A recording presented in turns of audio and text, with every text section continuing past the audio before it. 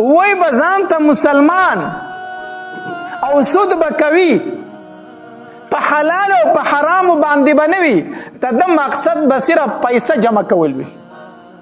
حالانکه حدیث مبارک کې راځي وای د سود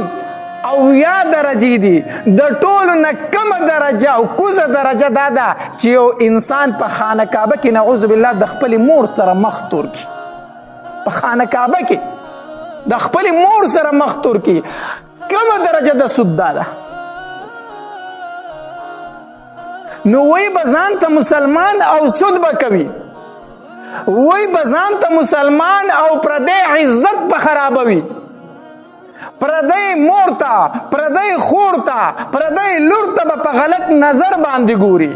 کوشش به دی کوي چې په کلي او په محله کې د دې مسلمان زه عزت خراب کما. حالانکه حدیث مبارک کې راځي نبی علیہ الصلوۃ والسلام فرمایي وای د سود 80 درجې دي، 80 او د ټولو نه کمه درجه دا ده چې انسان په خانه کعبه کې د خپل مور سره مخ سکی تور کی. او بیا نبی علیہ الصلوۃ والسلام فرمایي وای د ټولو نه بدترین سود، د ټولو نه ناکاره سود، د ټولو نه لوی سود هغه دا ده چې ته د یو مسلمان عزت خراب کی، ته د یو مسلمان عزت خراب کی، ته د یو مسلمان غیبت کوي، ته د یو مسلمان په عزت باندې ډاکا چوي،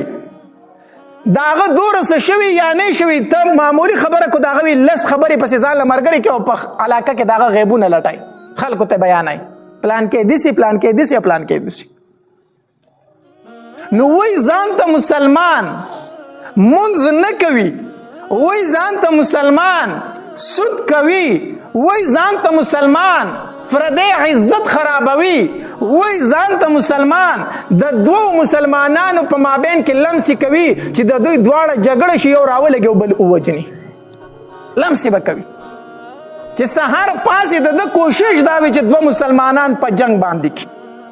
لمسې کوي، لمسې کوي، چغلي کوي. وای به ځان ته مسلمان پردی حق باندې دی ایله نه کوي چې وسې برکېږي پردی حق باندې قبضه اچوي، پردی حق باندې قبضه اچي. حدیث مبارک کی راځي نبی علیہ الصلوۃ والسلام فرمایي وای چا چې پردی حق یو لویش قبضه کو، زمکه یو لویش قبضه کړه، پردی کور یو لویش قبضه کو، تر قیامت په ورځ باندې تر ومې زمکه پورې به دا د غاړې بنګړې وي، دا به دته په غاړه کې ور واچولی شي.